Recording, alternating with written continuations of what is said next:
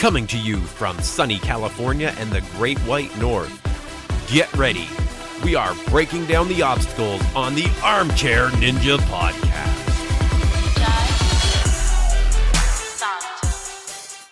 Hello, everyone, and welcome back to the Armchair Ninja Podcast. It is Friday, June 11th, 2021. My name is Rich, and joining me once again this season is Bijan. How you making out? Yes! I'm feeling great, man. I'm so happy to hear your beautiful, amazing voice. Oh, it's just filling me with warmth. And this show is back, my man. American Ninja Warrior, season, whatever it is, I think 13. Let's get on with it. This is amazing. And I must say, mwah, chef's kiss. I love the changes, and we are going to get into it. Haters on Reddit, you can hate all you want, but boy, am I going to eviscerate you guys. I am all for all this.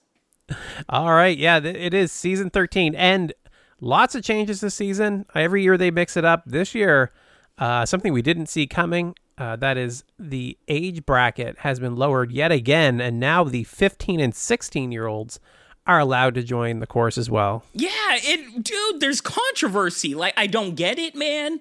I don't know. I want to hear from everybody else at home what it is with the controversy, because I am loving this change of the guard, and also this really change of different skill sets. I mean, really, Rich, remember when we were covering ANW Junior, all we can rave about is how the fabric and ideology of the show has completely changed because these kids have such a strange strength to weight ratio, and that they can do things that the adults can't. And now we're kind of seeing that implemented onto the show. And I really am curious how that's going to change and affect everything when it comes to Vegas. Like, we're seeing these like, quarter whatever, these like, first level courses. Just imagine Vegas course. And like how these different type of body sets and skill sets are really going to impact everything, especially stage 3. Yeah, it's really interesting. So, and I should say that we're going to cover both episode 1 and 2 in this episode, and we cannot do run by run. I don't think you'd want us to go every single run, so Nope. We will be skipping around a bit. Y'all don't want that. We're going to talk overall course. Yeah, but as you said, right, we loved A&W Junior. It definitely brought a whole new perspective on what the human body can do when they're catching themselves by one hand and everything else. But it's such an interesting sport in that perspective, right? Like, what other sport would you say, like, you can't let teenagers compete? That's not fair. Like, yeah, like, how is it lowering the age limit, like, giving an unfair advantage? But I think most of the complaints I've seen is that people have tried for years to get on the show. The people that are really struggling to get seen or to be chosen, now there's more competition. So that's a little tough to take, I guess, if you've been really struggling to get your space, and now there's more competition for that. But I mean, I think we've seen they have the skills to compete. It's not just a gimme spot. It's not like wasted. They are top level athletes. Yeah, I mean, I would feel differently if they were giving these spots to, remember when we were just like constantly shame-belling everyone, where it's like, oh, this person really has no background or athletic skill, but they're on the show because they're famous on YouTube or blah, blah, blah, right? But that's not really what we're seeing when it comes to these teenagers. They actually, in many cases, have dedicated their entire, albeit short, but entire lives, really, to training for American Ninja Warrior. And really, this is what I always spoke about. People that train on American Ninja Warrior, or people that really care about this sport, them getting their shots, I am all for it. And I'm sorry, but if you've been trying for like 5 years and couldn't get on the show, I mean, I hate to break it to you, but there's just something that they're not seeing in you. And I think another case, of course, is going to be the veterans getting overlooked. And my heart goes out to them, but I'm going to do something that a lot of people are going to be shocked by, but I'm almost okay with it this year. I won't be okay with it if, like, from here on going out, like, David Campbell and, the Beast McGrath are completely overlooked or anything like that. But at least for a year, giving those spots up to a whole generation of fresh blood that are invigorating the sport and show, I'm really honestly all for it. It kind of hurts saying that, honestly, like, ugh, because I love them, but it's true in my opinion.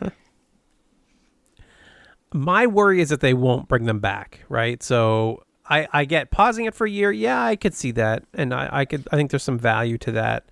My concern is that people don't tend to get paused, right? It's like you're overlooked and then you're never heard from again. It tends to just kind of fade away. Yeah. And I can see that too. Hopefully that's not the case for anyone that got skipped. We're not going to get into who got skipped this season, who didn't get the call, that kind of thing. We're going to focus on the people that are running the course. This year, every other year we complain about it. This year we're just going to focus on who we get to see. Yeah, I'm going to do a concerted effort to not complain too much about the people that are overlooked. That means, though, the bar is raised for the people that are on this show, though. I see some stuff that really shouldn't be on this show. Ooh, this shame bell's getting dinged, yo. Like, I'm going to have some thoughts on if you bring me some straight up trash onto this show. Because right now, the bar is lifted. You have this giant age range, so much potential of so many amazing people. Do not be putting on trash onto this show. I expect bangers every single time. All right. So that being said, let's talk about the course. Talking about bangers, what do you think of the course? Woo-wee! I love it. I mean, the new obstacles, we've got, some familiar places. We have shrinking steps. Yes. Overpass, the first new obstacle, with the bars and the... oh, geez, how do I even describe this thing? Dude, Here it's we go timed, already. the bar is rolling along while you have to do a monkey bar and try to catch it. I feel like we've seen something similar before, but I'm liking it. Yeah, what was the thing before? Was it I feel like it was a ring hook thing that they had to do, and they had to use a smaller ring if they didn't catch it in time, kind of a deal. Yeah, 100%. I guess that's the new thing, right? That using the timing on that second obstacle. That's pretty cool, though. I like it. I think it's got a lot of value. Yeah, I like it a lot. I like these obstacles where, and this is one thing that I really, really like about the course this year, is that there's different elements to every obstacle, or at least important obstacles. There's not just one way of going about it, and you really can think about it in different avenues. I feel like you've talked about this a lot, Rich. It's you hate the ones where it's oh, you messed up one little thing and now you're screwed out of it. There's different ways of going about it, right? I do, and thank you for jumping into my next point. Split decision is the next obstacle, and I want partial credit. I have no idea if I played any part in it, but the number of times that you and I have talked about, we want options on the course, we want split paths, we want them to be able to figure things out, do them in different ways. Split decisions, everything that I've asked for. Yeah, and I like the fact that they kind of offer, I don't know if you noticed between the first two episodes, but they kind of offer the two different ideologies when it comes to the balance obstacles. The really fast one where you kind of just sprint through it and you hope for the best. And then on the other side, I guess, quote unquote, the left side is more of the, slow paced, you actually have to think about where you're stepping obstacles. Have you kind of noticed that? Yeah, I guess that's true, right? So we had domino effect and spinning log in the first episode. And yeah, that definitely just seems to follow true with was it burn rubber and broken bridge? Yeah. So yeah, that would kind of match. I mean, you definitely can't stop on either one, but it's one, you're kind of thinking more about the foot placement, and the other one, it's go fast. And of course, there's some aspects of it, but really go fast. Right. Yeah. And I think one kind of lends itself almost more to the taller athletes versus shorter, right? The one's not. Ooh, yeah. If it's not so much stride dependent, I guess. Which I really noticed in the episode 2 when we had that 4'10" lady take the course. I thought, ooh, what are the balance obstacles again? Because sometimes that can be a problem. That is a great point that I didn't consider. But yeah, if I was on the course, really, the length of my legs would really matter in terms of figuring out which obstacle to go for. That's a really good point. After that, in both episodes, we had tipping point. This is the one that's got some hexagons that they have to climb and get the whole thing kind of angled up and then transition over onto the other one, climb up this long, I don't know, what do you call it? A cylinder? Not a cylinder. It's like a minor climbing wall that tilts down as they get to the top. Yeah. Very interesting obstacle. Very hard to describe, I'm discovering as I'm going through this. I mean, it looks cool. It's kind of like a honeycomb shape or something like that. It looks cool. I was pretty surprised by the fact that it didn't take out as many people as I thought it would, because I really thought it was interesting. But I'm a little disappointed that in episode 2 they didn't change that one up. It seemed like in episode 2, I think they only changed up 2 obstacles, the second one and maybe the fourth one. And I felt like this was the one that really stood out that needed also a modification. Yeah, in episode 2, they just changed 2 and 3. So the overpass gets swapped out for the... Give me one second, guys. Well, I'll tell you this. Wait for it. Yeah. And then... well, I'll tell you this. That second split decision had different obstacles both times. Yeah. And split decision definitely needs to be changed up every episode. But honestly, I wouldn't hate them not changing. It's the whatever, that honeycomb one that really needed changing, honestly, because the obstacle after honeycomb was really great. But also, I'll be honest with you, man, that second obstacle on the second episode, not very impressed by it. I don't know how you feel, but I was really, I was just like, it's fine. Like it's I don't know. It's a trapeze bar. It falls and you can catch it, and then like I don't know. Maybe I'm biased because I have long arms, but the fact that you can simply just swing to the next one and grab it and then do the same thing, I didn't feel like there was enough change involved with it. Whereas in the first episode, there was the timing element, and then if you didn't time it correctly, you would have to swing a further distance. Like there was just more angles and different variables involved with the first episode's obstacle, but in the second one, it was kind of just there. We didn't see any falls, or any major falls at least, on the second obstacle in the episode 2. So that played into it, I'm sure, into your perception of it. To be fair, it's a second obstacle, so I mean, it shouldn't be too difficult. So maybe I'm just, like complaining for no reason. I don't know.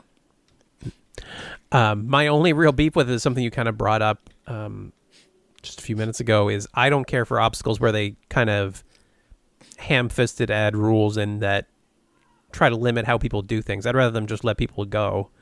So the fact that they told them that they can grab the next one is fine to me. They shouldn't have obstacles where you're not allowed to do things like that. Like, if you get the wingspan to swing up and grab each one and do it that way, then fine. You should be able to do it that way.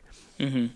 How do you, then I bet you have a strong feeling about the, I forget the name of it, but the fourth obstacle, where at the fourth part of the little drop, they have to grab the fourth one.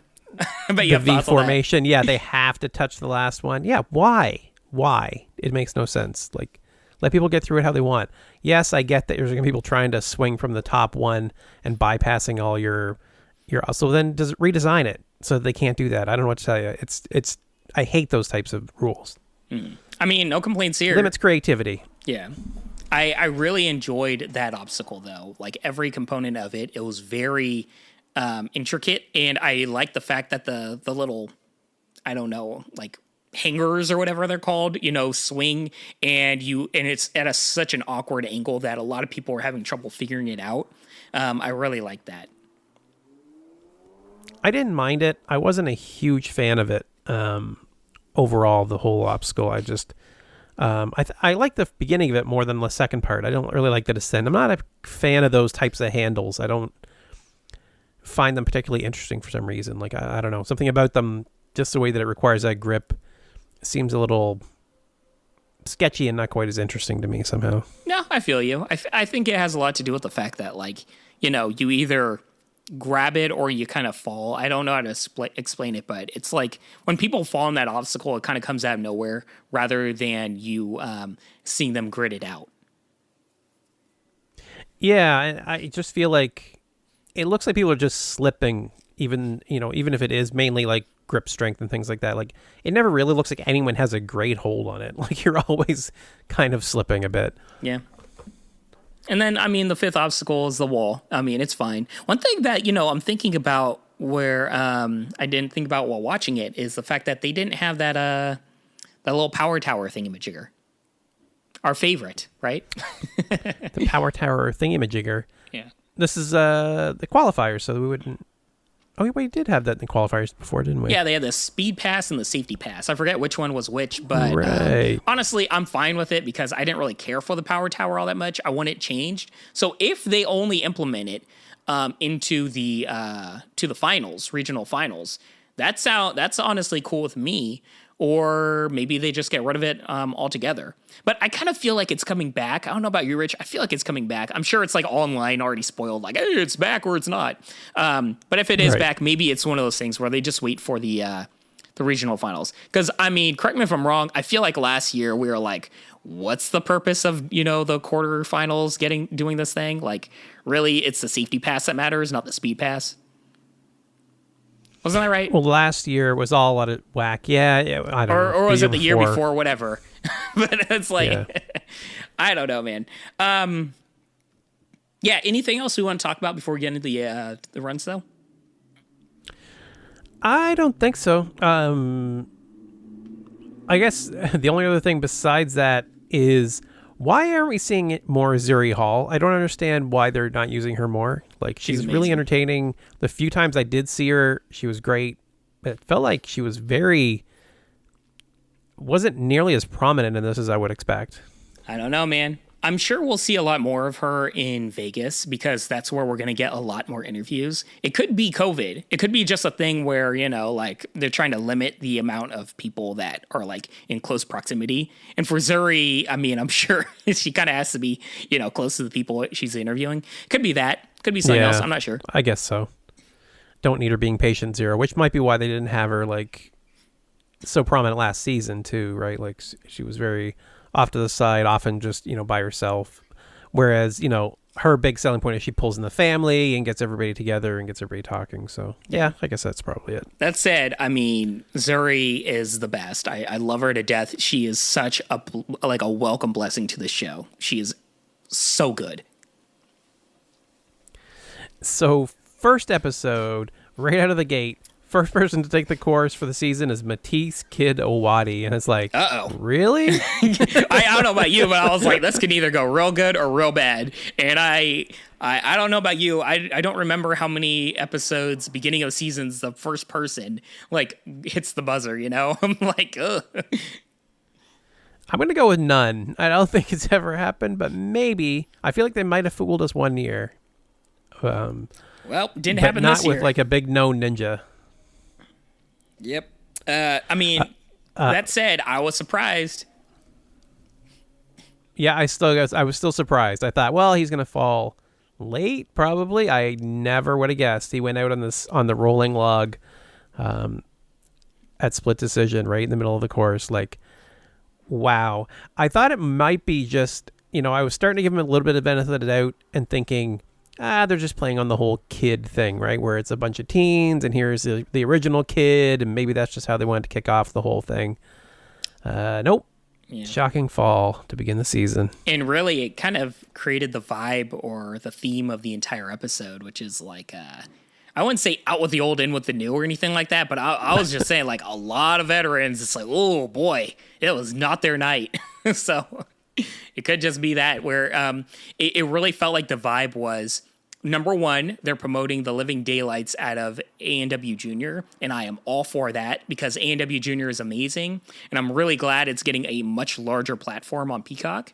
But really, you can feel the vibe of it, of like, all these kids came from ANW Junior, and they're all amazing. Yeah. And the other vibe is like, the ninjas that you're used to seeing, they're not doing so well on this new course. The course that all these youngsters are doing well at. Like ANW Junior's getting the opposite of what Team Ninja Warrior and Ninja versus Ninja got, where they're actually getting highlighted and shown and like promoted. Good point. I mean, hey, if it was the redheaded stepchild of the Ninja versus Ninja, this ANW Junior definitely isn't. And honestly, I'm cool with that because more people need to watch ANW Junior. I am going to praise it to the moon every single day.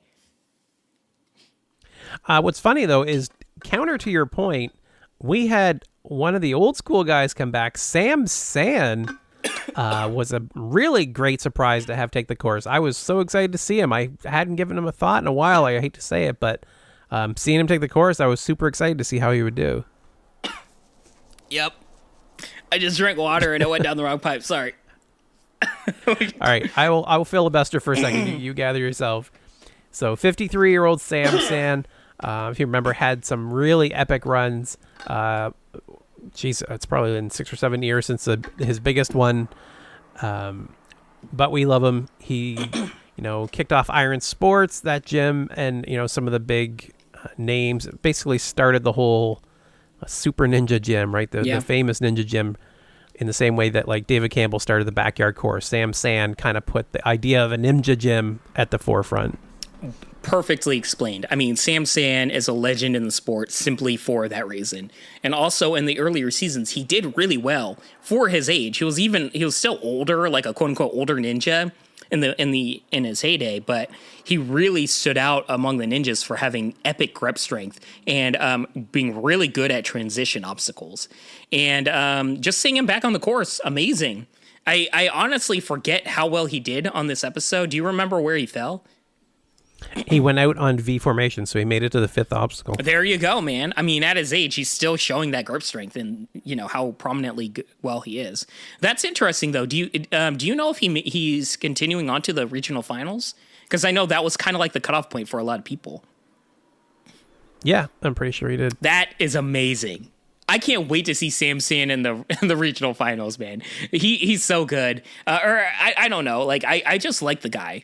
Like, he's the definition of somebody that, he can be 70 years old and I'll still be rooting him on. And for everybody that, forgets, he was in many ways the trainer for people like Daniel Gill, who is like the last American Ninja Warrior. I feel like we discussed this before, but do we know if Daniel Gill's considered an American Ninja Warrior completionist or not? Like, is he in that echelon? I don't think so, no. Okay, because he didn't... I could be wrong, but... He didn't complete a stage 4 or anything like that, but at the same time, he did win last year, so I just don't know. I don't have a strong opinion of it, honestly, of one way or the other, but I was just curious. But anyways, yeah, Sam San, he trained Daniel Gill and a lot of other really well-known ninjas at his gym, so, props to him. Yep, and I just checked, and he did make it through to the next round. Nice. So. Yeah, who else do we have in this episode that stood out? Let's Barclay scroll down. Stockett. We had Elijah Browning was actually next one if we're going in order. This kid was amazing on ANW Junior and is just as amazing on ANW proper. Came out with a bang, very memorable. The long, crazy hair. I don't know why that's a thing. You either have no hair or really long hair on the show. Ball is beautiful, but baby. Yeah, Elijah managed to hit the buzzer as the youngest ninja ever to do it, which I knew was going to be something they would say 100 times this season. Oh, man. It's just... They're going to be so happy to say it. Like, at some point, there's going to be... What's the age cutoff? Is it 16 or 15? It's 15. There's going to be a kid that, like, just turned 15 like a day ago, and they're going to be so happy to say... the new youngest. Yeah. Oh, man. The first kid in grade 8 to hit a buzzer. Yeah, looking forward to that. But seriously, Elijah is absolutely amazing. He was so good on ANW Junior, and that's one thing that, for the people that did watch ANW Junior, and the whole time we were talking about, we are seeing the future of ANW here. I mean, we are really seeing the fact that, for a lot of people that probably didn't know, they're probably like, oh, these kids are just doing a nerfed version of the course or whatever. But those that actually watched it know ANW Junior was not nerfed, or at least for the teenage bracket. And really, we're seeing these kids really show that they really can stand with all the, adults on this show and do very, very well. This kid was very poised, very controlled. Even on the little honeycomb thingy-majigger that, a lot of people overclock, he slowly cranked it up, controlled the measurement, and was very poised and slow and meticulous in doing these obstacles. He's very, very refined. Kind of, I wouldn't say like Joe Moravsky, but kind of in a way where he's fast enough, but he really thinks about what he's doing when tackling these obstacles. And he doesn't overexert himself at all. So I think... He shows a lot of maturity when it comes to these obstacles. He doesn't get overexcited or anything like that. And I see a very, very, very bright future for this kid. I think he's going to do wonders, and I think we're going to see him for years. After watching Joe's performance, I'm not comparing anyone to him yet this season because we'll get to it eventually. Well, yeah. But Joe reminded us of what he can do. But yes, Elijah was absolutely fantastic. Definitely a lot of fluidity. Seems like a natural on the course. I love those guys. Like when we see them first take the course, you're like, Daniel Gill just stands out to mind as, you know, the first season. You see him on the course, you're like, oh, he's going to be around a while. Like there's just no question. Yeah. And next, I'm curious how many. Go ahead. Sorry, I'm just curious how many like veteran ninjas are really going to have a chip on their shoulders coming in this season, and probably also next season. Like the ninjas that might have been skipped. You know, if you think about it, there's a lot of those ninjas that are always on the fringe of being, you know, like skipped over. And I'm curious if they come back, if they're really going to have something to prove. It could be. It could be. You just reminded me of in the promo material, I think, setting up the episode 1, they show Joe Moravsky and he's like, I am not letting a teenager beat me. It's like something to that effect. And it was like, that is such a Joe thing. I can just imagine. That is the most Joe Moravsky thing I have ever heard in my life, though. Yeah, the smirk on his face, it was perfect because you could just imagine the look on his face if he did get beat. Yeah. But yeah, Barclay Stockett, we got to get into it. Yes, for anyone that's wondering, I was an absolute blubbering mess. Like her packet just wrecked me completely. It wasn't even like the typical, like, oh, single tear, oh, it hit me so hard. It was like, I was a mess. This show, episode 1 got me, episode 2 did not, but episode 1, this segment, oh my God. Yeah. Like, it was such a heart-wrenching story. I mean, a part of me really wishes we were able to cover episode 1 fully, like every single thing, because episode 1 really was brilliant at television. I really loved episode 1. And this was one of the pinnacles of it where, you know, we've seen her mom, you know, in this show, you know, and to not only hear that she was battling this illness, I don't know, correct me if I'm wrong, but at least for me, it seems like the first time I heard about her mom having a severe illness. And the fact that, you know, they dropped the other foot where it's like, hey, she passed, and we see all these wonderful moments with Barclay and her mom. I mean, I feel for Barclay so much, and Barclay just seems like a genuinely good person. Like, I was able to meet her before I ran in season 10, and she was just like the most genuine, humble, nice person. And I just really feel for Barclay, and I hope she's, you know, grieving, processing everything the proper way. And I'm just really happy for her. I don't want to go too much into it, but in her personal life, it seems like she's at least doing a lot better. You know, she's got a new girlfriend and everything, and I'm genuinely happy for her. And also, you know, go Pride Month, go representation. I am ecstatic about that. And the only reason I say it is because she made it online, so I feel like I can talk about it. You know, I'm really happy about her. Yeah, if you check out her Instagram, you can see it. She does look very happy, very glowing post. It was nice to see her having some happiness after, you know, the story where it was not so happy on the show, and also her performance where she did end up going out on Overpass and will not be advancing on, unfortunately. Yeah. But we do definitely wish her all the best. Yeah, and in many ways, you know, sometimes it's that mental where you kind of just need to get that one thing out, or so to speak. Like, she probably had all this built up on her, and to get on the course, in many ways, like, whether she did well or not, in many ways, the fact that she just was able to get on the course and just get all that nervousness out, I think she is going to do really, really well next year. I don't think this means anything. If anything, I think this is only positive for her. Because, I don't know, in growing up in sports, the mental game has so much to do with everything.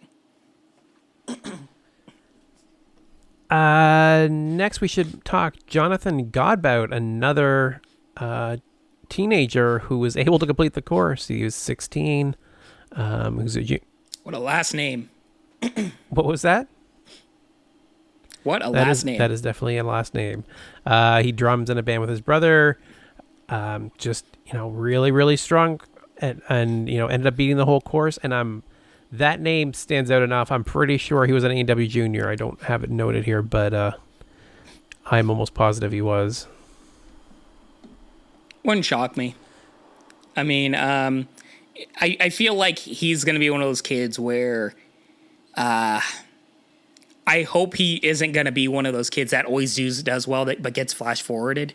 I feel like they might have that because I don't know, just something about it where in the package it's like, yeah, this kid plays drums and we're showing him because he's young and does well. So I hope they've got more for him than that. In the future, because I do see he's got a lot of skill, so I think he's going to be doing well in the upcoming years. Moving along, we're chewing up time here. We're going down. Thomas Stillings got fast forwarded, but the good news is the Genie Pants were back. Heck yeah, man. Genie Pants. Let's go. I was really excited about the Genie Pants. I think he fell a little too early, if I remember correctly, on the, was it the spinning log that he fell? Is that right? Yeah, he did. He's another one of the victims of the spinning log. So we're not going to see him continue, but, I mean, we all know Thomas Stillings is amazing, got a lot of personality, so I really hope this isn't one of those cases where they're like, Thomas Stillings, we're not going to have you next year. Like, I hope they continue to have him because he has a lot to show with this sport. Nope, he had the Genie Pants. They had a Genie lamp, and he got for a fast forward. He actually got a decent amount of airtime. So that's it. Lean into it. Lean into the showmanship, and we know you can take down the chorus. So we're really excited to see you do it again. Yeah, next year, I don't know, like have a fog come out of a oversized Genie lamp or something, just go all out. I don't know if that's culturally appropriate, but if it is, do it. Okay, moving along. Oh my God, another ANW Junior veteran, Isaiah Thomas, who took down the course as well. He tried the mega wall. He got very close, but didn't quite do it. There's been a few of the ANW Junior kids that have tried the mega wall, and I am dying to see one of them do it. I mean, it's probably going to happen at some point. Some of these kids are like crazy tall. Like, they're like 6 feet tall. Yeah. It's not like they don't have a height advantage. It's weird because like they've got the weight advantage because like these 6 feet kids like all look like twigs. So like they probably have like zero body fat, but yet they still have like the speed and the grip strength and everything that's like necessary to do well on A&W. It's kind of crazy when you think about it. Like, these young whippersnappers, they don't know what it's like to look at a coffee and be like, is this really worth it? Is this really worth the extra 30 minutes on the treadmill? They don't know that life. Right. I gotta mention, Jody Avila, veteran ninja, was able to complete the course, did great, but he missed the warped wall in his first attempt, which... Like, how? How? Can't he just like walk up to it and grab possible? It? Like, I mean, it's a huge wall. Let's be fair; it is a huge wall. But man, oh man, if there's anyone I was going to bet would be able to do it, or have a great advantage for the mega wall, he never seems to go for the mega wall. I guess just the walls are not his strong point. I guess not, man. Just weird. I don't know. But I did like that. Oh, go ahead.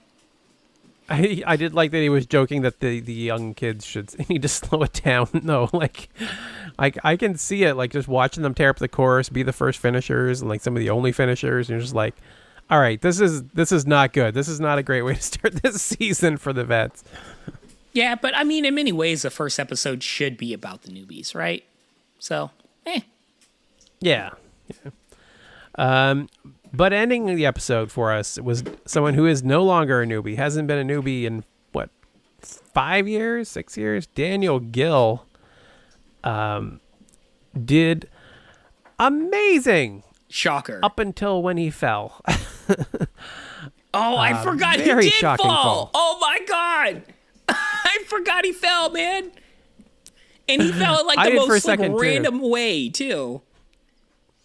Yeah, you could totally see how it happened, right? It ended up like getting lodged in there in a weird way. So he thought it had actually moved up a rung on the V formation as he was trying to ascend. So he thought he was up the rung, but it came loose as he was trying to adjust and just knocked him off. Yeah. Just so quick. That's a freak accident. I mean, that would happen to anybody because it seemed like it's lodged. So, I mean, he did everything right. It's one of those things where it's a freak accident. And all I'm saying is I'm grateful and thankful this was not in Vegas. Could you imagine if this happened in Vegas? That would suck so much, man. So at least he's moving forward or moving on and we can get past this. Because there's really nobody to blame. It just happened. Yeah. I keep forgetting that, right? Like, even though he fell, he got there fast enough. Like, he's fine. He's moving on. Yeah. So that's good. That's good. If he didn't, trust me, I would not be as calm. Episode 1 is in the books. That was a really good episode, like you said, called out earlier, right? Yeah. Episode 1 was a great kickoff to the season. I was really excited. Anything you want to say before we move on to episode 2? If episode 1 was excitement and fun, episode 2 was kind of a snooze fest. So let's get into it. It wasn't bad. It was just like definitely not episode 1. Yeah, it didn't quite live up to it. Swapping out the obstacles, we had wait for it, which we talked about already, where the bars drop down. They have to swing across them as a trapeze rather than waiting for the bar to catch up and try to jump to it. Still waiting for it to be exciting. And the split decision was now broken bridge and burn rubber. It's very similar course overall. So we can just get into the runs, I think. Yeah, the only thing that I have to say is I really wish they at least made one more modification to the course. It desperately needed it.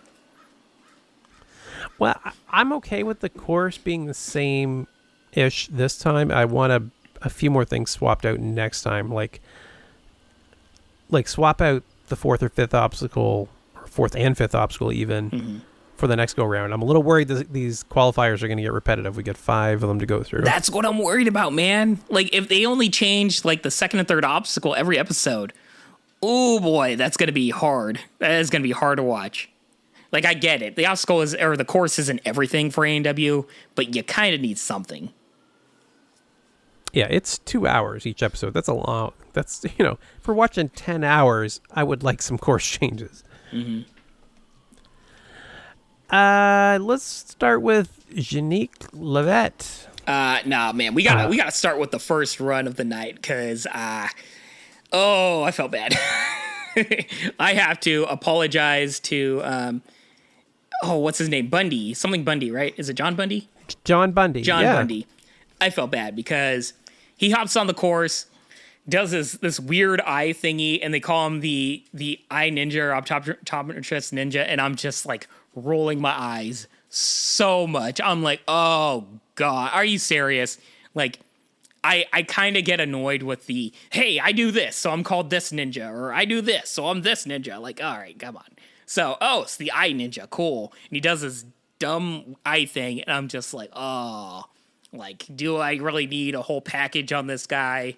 And then, of course, they go into this full package about him doing all this amazing humanitarian work across the world, and I'm like, oh, well, I'm sorry, Mr. Bundy. That's actually really amazing. Good for you. I'm really happy, like, thankful for all the work you do. And they're, bringing up like genuine humanity. Like, it's one thing to talk about, but they're actually showing it and actually interviewing like people from like around the world, like of all the stuff that he's doing and did. And I'm just like, oh my God, this guy's amazing. I apologize, Mr. Bundy. And then they come and break my heart with that, like everything going on with his wife having, I believe it's MS, if I remember correctly. And I'm just like, okay. Well, I'm going to go shame Bell myself now. And I'm also going to go into the corner and shame myself because shame on me for judging this man too early. But yeah, I just wanted to say I felt really bad because instantly I was like, I am ready to hate this guy. And by the end of the package, I am like, I apologize, Mr. Bundy. You are amazing. And everything in your life, I feel for you. So yeah, that happened. And his run, if I remember correctly, his run was really invigorating, all except for that eye thing. Still, please stop doing that. It's cringe. It's absolutely cringe. But other than that, like, good for this guy. Yeah, the eye thing wasn't working for me at all, so I'm with you on that one. But yeah, the story was really engrossing. I'm glad you circled back on that. He definitely has a lot going on. Very interesting character and did quite well. He ended up going out on Tipping Point. Yeah, and his family looks all nice and everything. I don't know. I'm rooting for the guy. Just stop doing the little eye thing. But other than that, yeah, I'm really happy this guy, was very happy. I'm just tired of people using the term ninja. I know I said this last season. I'm going to say it again. Like, the best names don't have the word ninja in it. Yep. Like, nobody calls Daniel Gill Kingdom Ninja. Like, it really just doesn't stick. It doesn't really resonate. The Weatherman, Flip. There's nicknames that don't need the word ninja in it. So the optometrist, like, good enough. Like, just go with that. I did like the shirts, right? With it looked like an eye chart. Like, that's good. Yeah, that looked really cool. But honestly, I feel like the people that don't have ninja in it just sound cooler. Like, I don't know. Like, if I was called the podcaster rather than the podcast ninja, like, that sounds so much cooler in my opinion. The librarian. I mean, that's what you lean into. Like, just stick with the title. Just find something like that. Not the cake ninja. Like, that kind of stuff just doesn't work. Oh, God. Oh, sorry. It's just something made me throw up in my mouth. I don't know what it was. Coincidence, maybe. But Janique Lavette, with her vegan energy bars that apparently are quite tasty. Looking like a darn woman right out of a Wonder Woman. Like, I forget the name of it. Yeah, she okay, so wasn't so it like ripped. she's in way better shape than she's ever been, is she not? It looks like it. Like, I remember she was always in shape, but wow, this woman is in peak fit condition. Like, yeah, I like, usually, like, the bar is so raised for what, probably like Jessie Graff, right? Jessie Graff is like usually just chiseled. Like, this lady is like right up there with Jessie Graff in terms of just like, I have a feeling she was also pole vaulter. I feel like I should know that, but like, she's got very much got the build of a pole vaulter, which usually pole vaulters do very well on this show. And shockingly enough, Janique Lavette, I have a feeling she's going to do very well on this show continuously. Yeah. She is looking very fit, and she did really well on the course. She ended up going out on the fifth obstacle on V formation. Thought she might actually beat the whole thing the way she was going. Yeah. Looking like she's going to have a strong year. What do you want to cover? We want to talk about these Black Jewels. We like Black Jewels. He's the homie. We do. We should talk Black Jewels. So and I was glad they finally mentioned it. At first, I'm like, Julius Ferguson, that is Black Jewels, right? Like, they haven't mentioned Black Jewels once, and then they did end up as he was taking the course. Not only that, like, really having like a good story about him. Like, this was, in my opinion, probably the best story of the episode, unless I'm forgetting something. Like, him and his friend meeting up, like, really helping him out, and like the fact that he was living underneath a bridge. And I appreciate the fact that they didn't milk it too much, being like, oh, woe is me, my life was so horrible under this bridge. It was more like, I was in a bad circumstance. I was trying my best and doing well. I was still working. I was still going and trying to better myself. But, financially, I wasn't able to just get a home. And yet, through, the generosity of a friend, I was able to, get myself in a much safer environment and still do well. Like, this is like a really inspiring story. And I really feel like they could have gone a much sappier route, but I appreciate the fact that they really went and talked about this friendship between Dan Champagne and Julius Ferguson, and talked about, like the positives in their relationship and what came about it. Yeah, it was a really good story. I appreciated that they went to the actual bridge and kind of talked about the whole situation. It wasn't, sad music, him staring out a window, or all the things that they've done in the past. And they love doing it. A pretty straight up. They do, and I'm a sucker for it. I'll admit it. But this is just a good reminder of that you don't know what's going on in someone's life, right? Like, so many times we judge people based on not having complete information, or judge living conditions and things like that.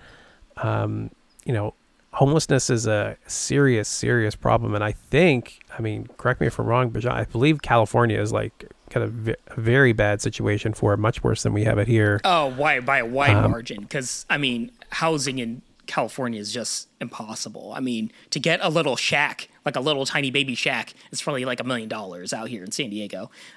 So homelessness is a real big problem in San Diego. And working as a librarian, you know, we help out, or, you know, I interact with a lot of homeless people. And yeah, there are some people dealing with mental illness or substance abuse, but you'd be pretty surprised of how many people are just like down on their luck and are normal people trying to find jobs or maybe even working. You know, homelessness affects everybody. And yeah, as a society, we're quick to judge, but it's not always, you know, I don't know, something to like sneer at. It's a serious thing. Yeah, and I think ANW did a good job highlighting that, I guess is where I was going with that. So good on you, ANW. I think that's important to reduce some of that stigma. I think they did a good job here. Black Jewels did great. Sorry, I was just going to say one other thing is the fact that, you know, in previous seasons, we get a lot of like segments and stories that are all the same, you know, and some of them even talking about like, hey, I like cake, you know, or something like that. This is a real segment about a unique topic that they were actually like, I feel like in seasons past, they wouldn't have even broached this topic. And yet they are talking about serious subjects now. And I really respect A&W for doing that. I mean, the closest we've had that I can think of would have been Nicholas Coolidge living in a van down by the beach, right? Like they kind of played it for laughs. Yeah, that's not the same. Not quite the same thing, but that's the closest I can think of where they've had someone that, you know, wasn't technically living in a home. Because I think in a lot of cases, right, that is, you know, there's a lot of homeless that live in their vehicles. So it was interesting because in this respect, he did end up in a vehicle, but it's like kitted out. You know, it's not just sleeping in his car. He's got a full-on travel mobile that he can go around and do ninja competitions in. It's pretty great. Yeah, and not to knock anybody, but I'm just saying a lot of people that you see on American Ninja Warrior, kind of suburban, financially pretty well off in life, whether by their own volition or not. So it's kind of refreshing to see, you know, kind of the other part of life, so to speak. It's like, yeah, not everybody's, you know, got time to work out all day or, you know, own 20 businesses or blah, blah, blah. Right. Set up your own ninja gym in your big backyard. Yeah, and yeah. all those things are, there's definitely some privilege that shows once in a while. But yeah, Black Jewels went out on V formation, had a good run, ended up kicking one of the handles. I don't think that's what caused him to fall. They kind of leaned into it, but I think his grip strength gave it. Yeah, it may have affected like his mental focus, so to speak, but I don't think that was necessarily the cause of him falling, as you said. After him, we should talk about his buddy, Dan Champagne, took the course and ended up beating. He's a rookie. He was not, I mean, he was doing good. I mean, don't get me wrong, he ended up beating the course, but he wasn't looking, you know, completely comfortable on the course. He was always looking just a little off to me, but I doubted through that whole run, and he made it all the way. Good for him. Yeah, I mean, in many ways, it was kind of like a 1-2 punch, you know, rooting for both of them. I was really happy. At least Champagne was able to hit the buzzer. And in many ways, I mean, yeah, his story's connected to Black Jewels', but I mean, instantly, you're kind of like just really happy for the guy, right? Like, I don't know if he's just like a boring guy, but like he did an amazing thing. And I don't know. I feel like 3 years from now, he might be on the course and there'll be like, remember that one time when Dan Champagne like bought a car for Black Jewels? Like, I hope it's not going to be like his story for like years on to come. But at least Right. for this season, like I'm really happy for him. And, you know, his story is intrinsically connected to Black Jewels' in a positive way.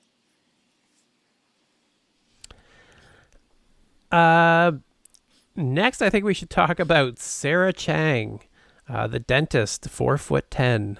Yeah, do we need a whole story about her? I'm just saying, like this is one of the ones where I'm like, I don't know. Maybe not. She was energetic. She was entertaining to watch. At first, I got immediately annoyed when she flossed on the starting line, and I was like, God. "Oh, she's a dentist." Why would you do that? Because she's a dentist. That was the joke. I'm like, all right, I'll take it because of that, but just the one. Honestly, I didn't even make that connection. But yeah, I guess still shame on her. Like, don't do something that's like however many years old. That was old when we saw it on here, 3 or 4 years ago, I think. Yeah. It's like on ANW, I'm not going to get on there and do the Dougie. You know what I mean? It's like, what is this? Do the stinky leg or something. So who should we do here? Let's do Josiah Pipel, the first teen of the night with the lizards, a 15-year-old who likes lizards. I'm good for this kid. Right. I'll be nice. Here's the problem with having kids on the show. Is like we feel like we can't be mean. That's part of it, I think. One downside to having the younger kids on.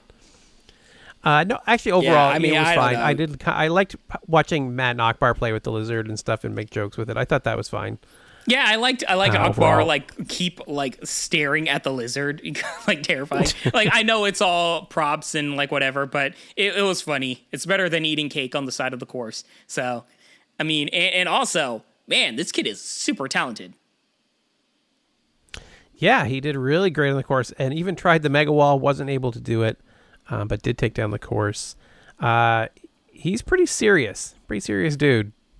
I think that's why they use the lizards. Maybe he's got to liven up maybe a little. I'm not sure. Josiah, just you're intense. You're a little intense. It's you're supposed to be having fun out there. Like show that you're having some fun. It's bad when Rich is pointing that out. Just saying. So, yeah, it's all meant in the good spirit. Like I'm not trying to critique. You're an amazing ninja.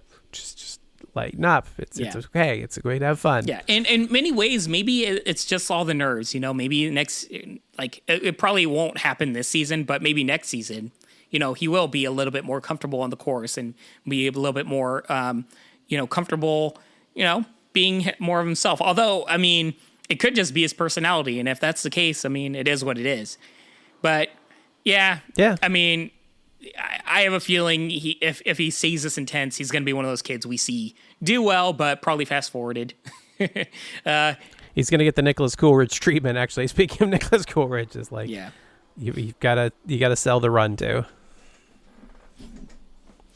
But great job. I don't mean to bring it down at all. Incredible ninja.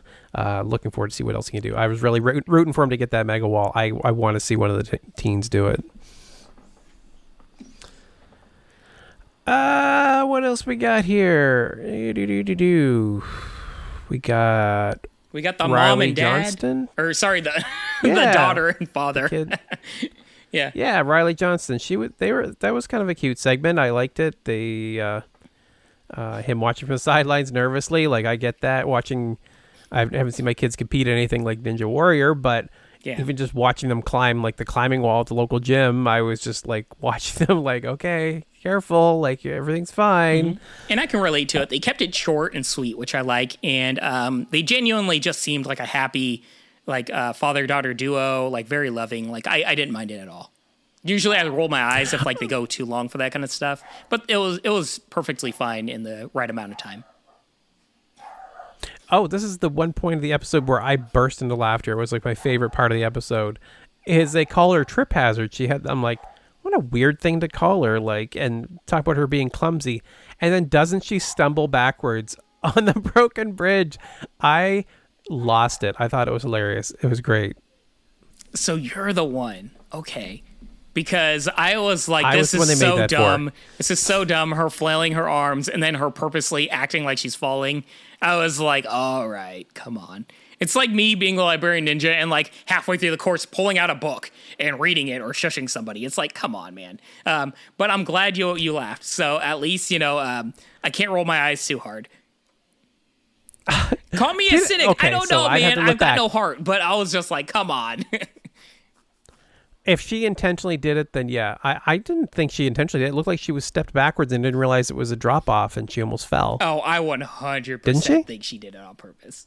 I mean, I don't know for a fact. I'll have to rewatch it, but I think 100% she did that. Fair enough. I'll buy into the I'll buy into Hit the us up on storylines a Twitter. lot more Let's than you hear would. it. What are your thoughts? Like, let's start a poll, my man. Did she do it on purpose? The controversy continues, or whatever. Right. After her, we had Lance Picas take the course. I had a lot of hope here. I'm like, all right, so here we got a seasoned vet who can definitely take down this course. Let's see him do it. And he ended up going out on V formation and takes a big splash onto his back that looked like it was pretty painful.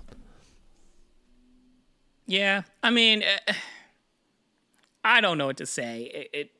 I'm just happy of the fact that it seems like he made it onto the next regional thing. I feel like some of these ninjas are just, or at least the veteran ninjas, are really having a hard time.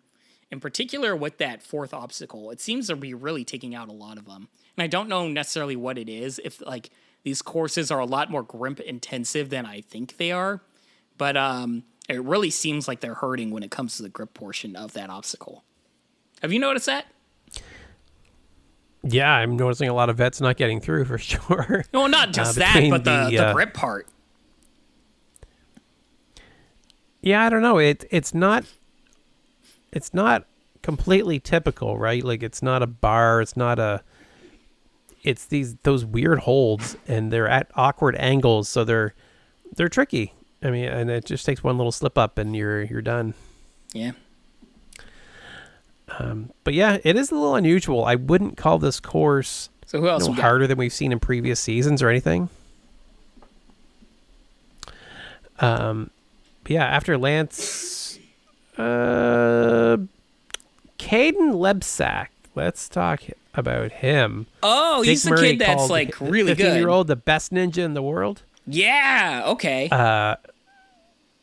Wow, this kid kind of lived up to the hype, I gotta say. Like, I had the way they hyped him up, I'm like, well, surely the guy, he's not going to fall, right? If they're putting this much effort into the story. He definitely did. He wasn't flying through it, in the sense that he didn't look like he was rushing, but he was really efficient and really good. Yeah. It means a lot when one of the top ninjas in the world are really hyping up a kid, And not only that, he's also really good friends with the, I'm already forgetting his name, the kid with the long hair. He's already good friends with him. So he's training like Iron Stripe Iron. He's training with really, really good ninjas. And he's definitely somebody to keep an eye on. He's got a really fun personality too, where it's almost like the happy-go-lucky kid, where he's just like super nice, I don't know, something about him. He's just like a very likable kid.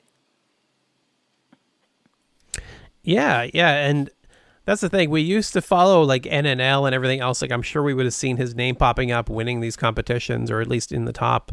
From what they're saying, it sounds like he's been tearing it up on those, competing head to head with his idols, and so they're all ready for this show, right? This isn't like 5-10 years ago, where you had this one opportunity per year to go do it out, and there's big lights and crowds and stuff you weren't used to. Like, they're getting all kinds of training and practice and competition before they even arrive here. Yeah.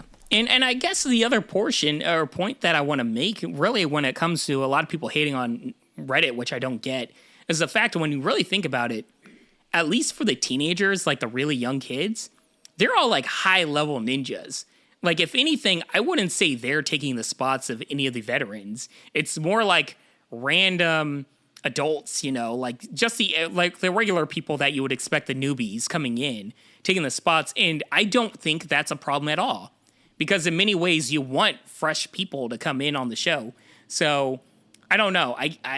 I don't think they're taking anybody's spot, because in many ways they are really high level. I would have another opinion if there were a bunch of 15-year-olds falling all over the place, but that's not really the case that we're seeing. Plus, we're guaranteeing, the future of Ninja. If these guys can, these boys and girls can grab the attention and take down the course at 15 or 16, then we've got 25, 30 years more of Ninja to go. Yeah. I mean, obviously, this is how it's going to be, and you have to show personality and, something to some star-making performances to continuously be on the show. And I know that sounds really mean, but, this is a great way for the producers to find new, interesting people. Because you don't want the show to be stagnant. I mean, as much as I'd like to see the same people competing every year, at some point you need new people. All right. So Caden did fantastic. He beat the course. And moving along, let's talk Tiana Weberly. Sweet Tea. Sweet Tea, man. She hit her first buzzer in season 12. Longtime favorite ninja.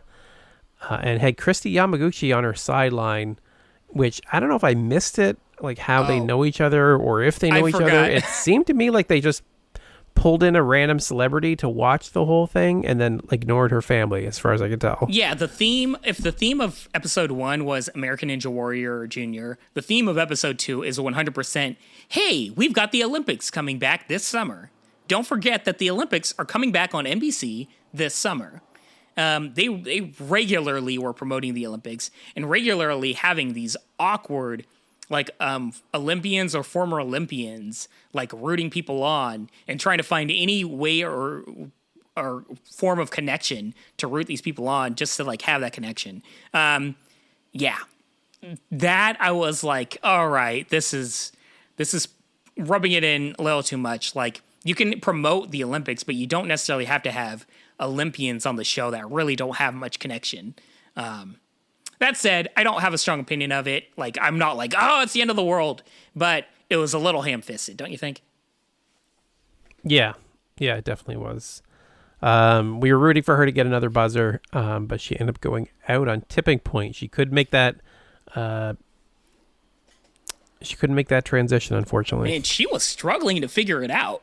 I don't know, maybe because I've just seen so many people just do that transition so many times, but she was really having trouble. And I'm just curious, maybe it had to do with her wingspan or something. I'm really curious what happened there because, at least to this point, I imagine she was able to see everybody else kind of do it all the same way. Yeah, as near as I could tell, I thought it was odd too. My guess would be she has shorter arms, right? So some of the taller competitors can just reach over, whereas the shorter competitors, I think they build up a little bit of a swing so they can get that reach going, not from a static position, but just try to make it across. So I don't think she was doing that. She was just trying to reach. Yeah. But moving along. Who do we want to talk about next? We got a few more to cover here. Do we want to touch on... Trying to scroll through, who do we got left on this? There's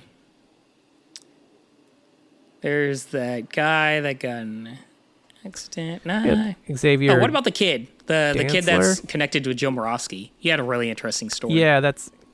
Xavier Dantzler, who they're calling him X, I believe.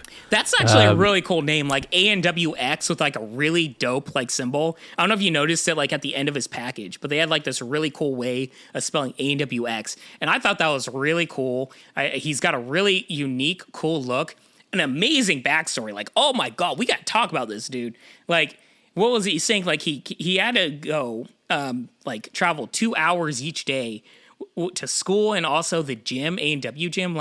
This is the definition of dedication while still being in a hard, financial or whatever situation. He is not allowing that to use as an excuse. He is motivated. I am really rooting for this kid. This kid is the definition of just building yourself up, pulling yourself up by the bootstraps or whatever else. I'm sure you're Joe Moravsky, whether you love him or hate him. The thing about Joe more than anything else is do it yourself. Build yourself up to be the best, right? I'm sure Joe loves this kid to death. And yeah, what an amazing story. How do you feel? Yeah, it's really interesting. He said 2 hours on the train to get to Connecticut to train. All the travel for school that he does. They kind of show it on the map to give you a sense, transferring 3 different buses and things it's a lot. It's a lot just to get to a better school and a better life. Glad to see him putting in the efforts, both on the course and off the course. Wishing him all the best. Yeah. And also, oh, sorry, I was just going to say, before you get into his run, though, his parents, I can't wait to see live. I mean, his mom looks like the happiest, like most loving mom on the planet, just full of love and full of excitement. And his dad is sitting there with tears in his eyes, pumping his chest, like basically being like, I'm so proud of you. Like, I don't know. I really love that. Like his parents, they don't seem to be together, but still in many ways, they have so much love and dedication to their child. And you can see that. And I can't wait to see that live. Yeah, I'm really looking forward to next year and getting everybody back in the stadium. It takes a lot away. This year they didn't even bother. We haven't mentioned like the crowd noise. They just crank it up like they always have, and it's like whatever. Nobody cares anymore. Just do whatever. Like we don't care if it's realistic or not. Yeah, it's whatever. Who cares? But yeah, what about his run? I mean, he was a little bit slower, right? He was careful, but I think he did really well on the course. He did. He ended up going out on V formation, so wasn't able to beat it. But he was fast enough. Yeah, most people didn't. Yeah, and Joe went over and was the one that got to tell him that he was moving on. So that was good. That was a good moment. Yeah, I can't wait to see this kid. Like, he's somebody that, like, he's going to continue to do well. I don't know if, like, he doesn't scream like the kid with the long hair, like, oh, he's just going to breeze through every course. But he's somebody that genuinely I'm going to be rooting for, like, for a long time in terms of his story and his personality. He just screams like somebody you really, really want to do well. And also, he trains with Joe, so I'm pretty confident he's going to improve a lot in the upcoming year. Yeah, slight chance of that, right? Let's talk Sandy Zimmerman.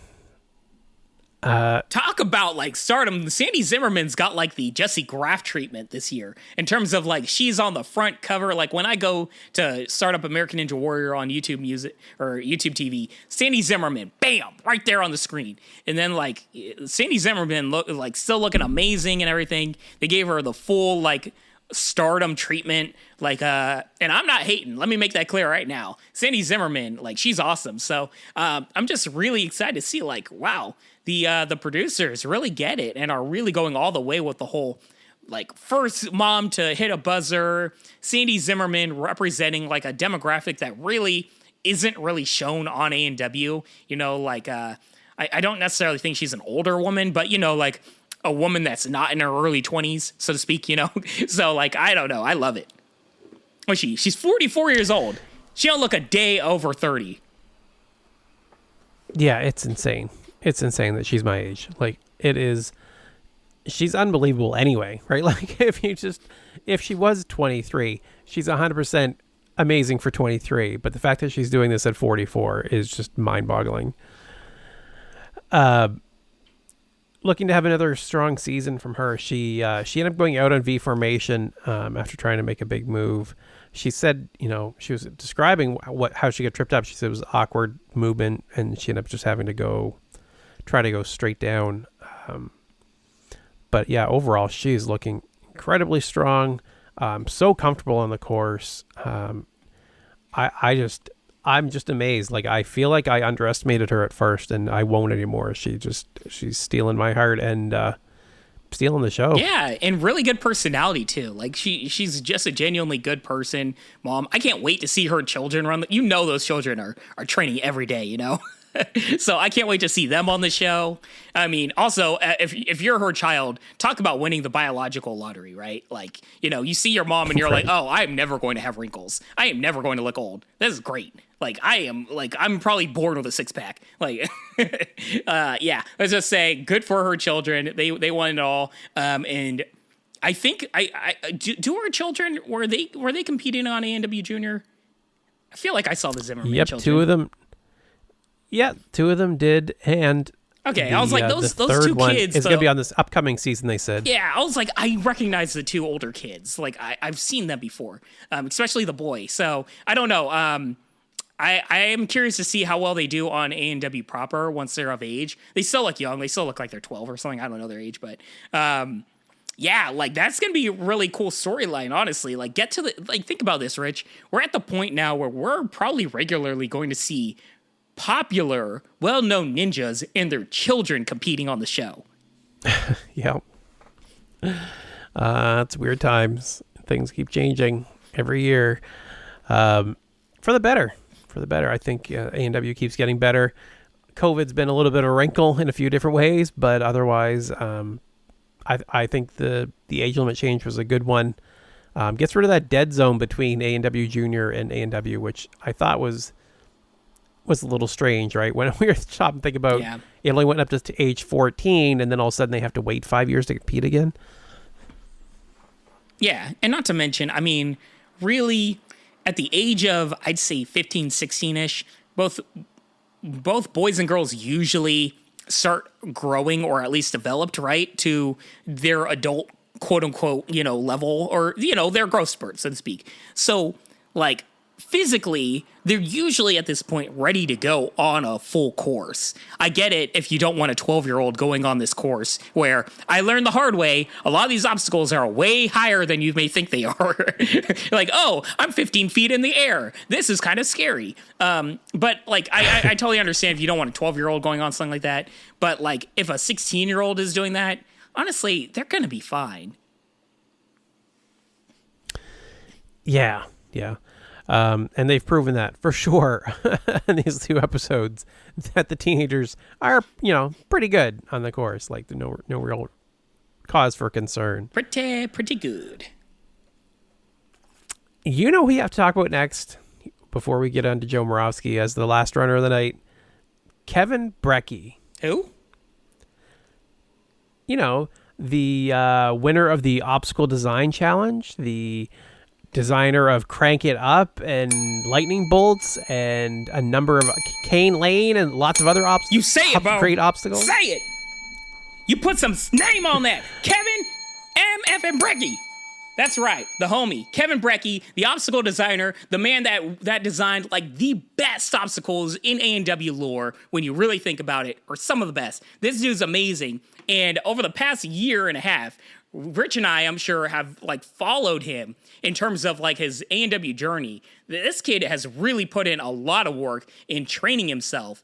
And you can kind of see it, right? Like Kevin Brecky kind of looks like a nerd. It's like, oh, the nerd, blah, blah, blah. But he's really dope. And I'm really excited for the fact that he was able to get on this show and really like do well. He made it to the 3rd obstacle, right? Yeah, he made it all the way to the broken bridge. Like, fantastic. They kind of threw some shade at him though, so he does a great job getting past the steps, and super excited. I love that moment of seeing him like jump up and down, get so excited that he beat those, and then he takes down the 2nd obstacle, which was incredible. And then they said on the 3rd obstacle, now he looks like an obstacle designer because he really he stumbled on the broken bridge. I mean, to be fair, it looks like he kind of just like took 2 steps and like just fell over to the side. Like it didn't look like he was continuing his momentum. But I mean, I wasn't there. I don't know what he did. But he actually looked really good, like in the first 2 obstacles. And hey, he made it further than me. So who am I to judge? That said, I mean, yeah. Just really happy for him because, like, it's one of those things where if you know the personal story, like, he's somebody kind of like me where it's like, never thought he'd actually be on American Ninja Warrior, probably, and here he is living his dream. So, I'm all for it. Kevin Brecky, you are now an American Ninja Warrior. You're the man. Very happy for you. Yeah, both very happy for you. Have loved watching your journey. Wishing you all the luck with your haunted house when you manage to get that going as well. We'll make sure to give it a shout out once you get it all up and running.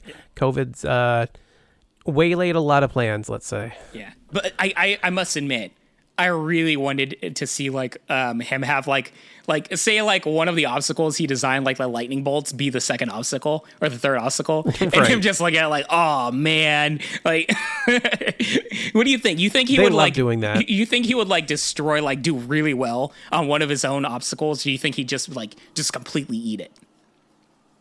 I don't know. Back when he would have been designing most of those, I don't think he was as keen on doing the course. So Like now, if he designed something, he would just keep testing it over and over again. So he'd probably, be one of the best at it, I would expect. But I could be wrong. Yeah, I don't know. I mean, I feel like if anything, he knows like the producers would love to like have him like fall on one of his own obstacles. So I'm sure like before this, he probably trained like crazy on the obstacles he designed.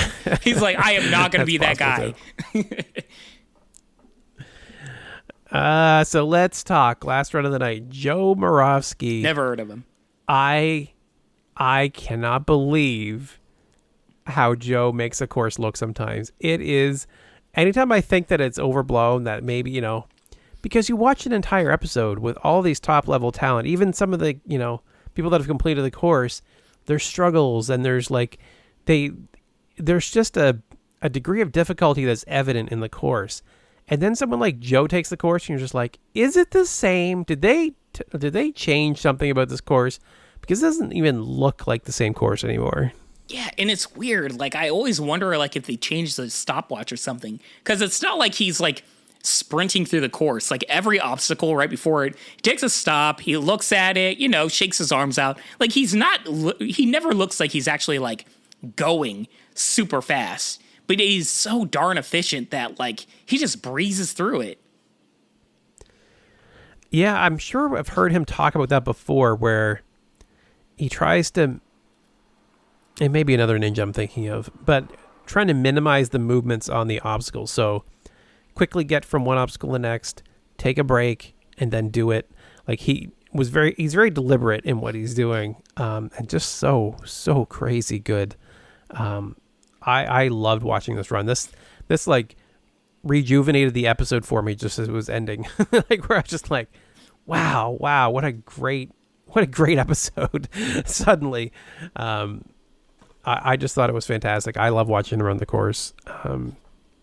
Yeah, he always reminds me that there's levels to this whole thing. Like you think, oh man, you saw these people gut it out and are doing well, and then somebody like Joe comes along and you're like, oh, actually this course wasn't like what you thought it was, like this complete domination or something. Yeah, you suddenly realize like, oh, this is what it takes to actually, to take down Mount Midoriyama. This is the level you need to be at to have a hope of taking down everything. Yeah. And in this case, he managed to beat the Mega Wall, which was like big icing on the cake. So happy for him. He wasn't even trying for the fastest time. He said like he was eyeing the Mega Wall, not the fastest time. He just happens to move quickly. Yeah. And even though the Mega Wall, like, he must have had a really big jump because, like, he ran up it, but he didn't run, like, that far up it. Like, he just, like, somehow flew at the last minute to the very top of it. He must have, like, I don't know how tall he is. He doesn't look short, but he doesn't look, like, super tall either. But he must have, like, crazy good hops because that dude, like, really did, like, a crazy trajectory from, like, the point where he was like stationary, about to jump, to actually grabbing the top of that thing. Yeah, I don't think he was a whole lot taller than me. I have met him, and I think he was probably 5'8", 5'9", maybe. Man, that dude's got some hops. Yeah, for sure. Well, that is it. That is episode 2 done. We are a little bit of an extra long episode for you all. Sorry we didn't get the original episode out last week, but we're here. We're caught up. I hope you enjoyed the episode. Any final thoughts, Bijan, before we wrap it up here? Nah, I'm just happy to see ANW back. I'm really happy with the new changes. My only hope is that next episode, please change up the course a little bit more. That's all. All right. So that is it for this week. Thank you all so much for listening. If you'd like to reach out to me, you can reach me as rich@ninjapodcast.com. I am at Ninja Podcast on both Instagram and Twitter. And Bijan, how can they reach you? Yeah, hit me up at Twitter and Instagram at Bijan151. That is Bijan 151. All right, thank you all so much for listening, and I hope you have a wonderful week. Peace, love, and the most amazing deuces, y'all. Peace.